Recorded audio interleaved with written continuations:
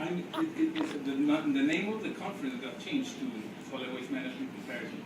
Actually, I submitted Choose Your Battles Wisely, and it's based on this report, but it's about choosing your battles wisely, and I think that's what we're doing now.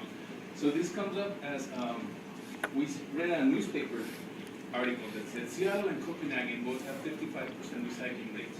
They're great waste management systems.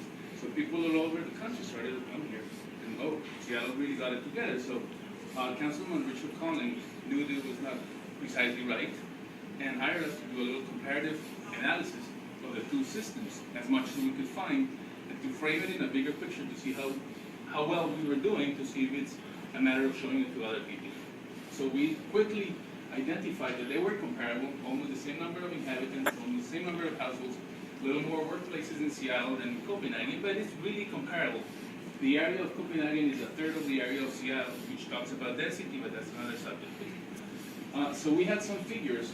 We had some figures from the Copenhagen people that we worked with. We converted everything from their long tons, because that was a little distracting in the beginning. And we had figures from Seattle, and we realized that Copenhagen included construction and demolition waste, while Seattle doesn't count it in their waste stream. Big difference. And then self-haul amounts from Seattle do not get really counted when figuring out recycling of commercial or residential. So we decided to look at construction and demolition reports of Seattle, because they do exist. They just not tapped into the same reports. We found the amounts in the waste stream reports from Cascadia Consulting. We identified them, and we made sure they were part of it, and we took them out of the numbers that we had from Seattle. So basically, we could actually talk about something realistic.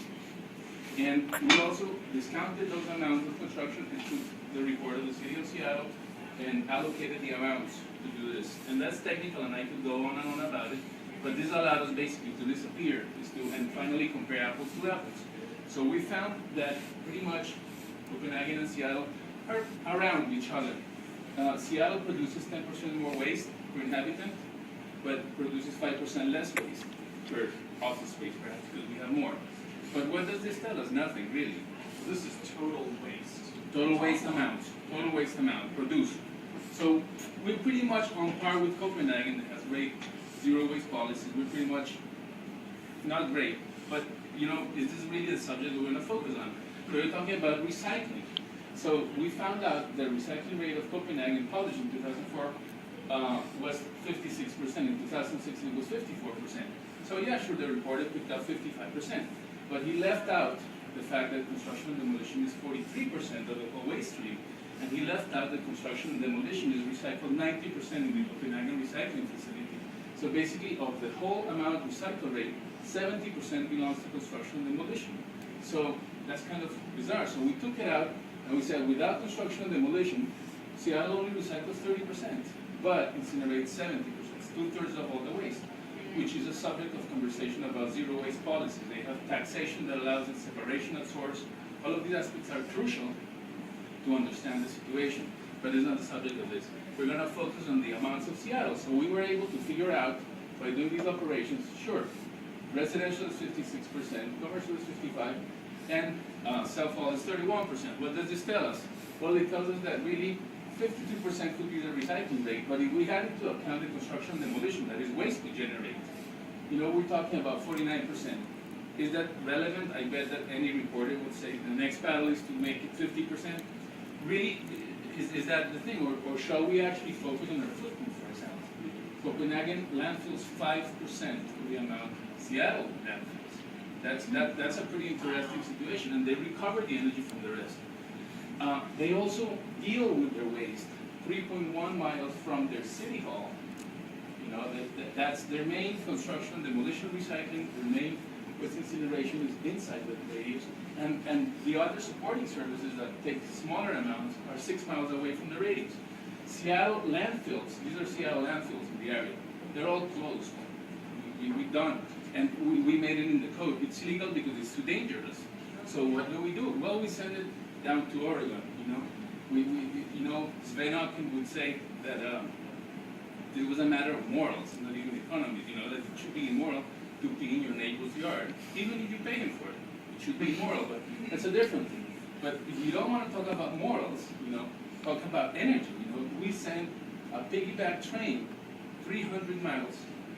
It's a 1 mile long train, 300 miles onto Oregon, 6 days a week. That's Seattle system. So how much energy goes in there? Well, let's figure it out. So we did the whole analysis of the situation and realized that the amount of energy consumed in BTUs basically would compare to us 6 times the one that Copenhagen does in the collection system, but produces 7 billion carbon dioxide pounds over 1 billion, so 7 times more. But what was really interesting about it is that from these waste, they produce 110 times the amount that we consume. So if we talked about, let's not talk food, let's not talk moral, let's talk energy. That is actually what we're trying to talk here.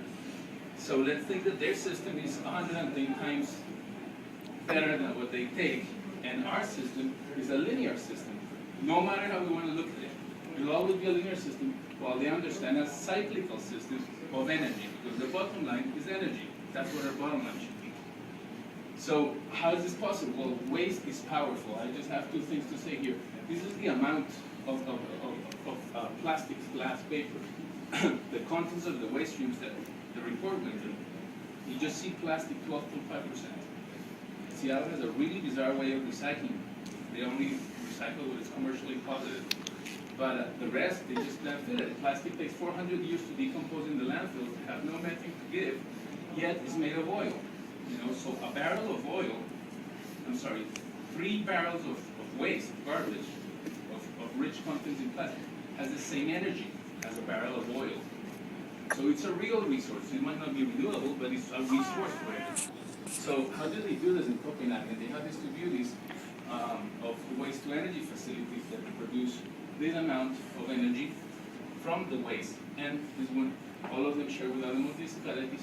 And what we see here is that most of the energy is heat, right? And that is the real question, in my opinion, that Seattle should be focusing on.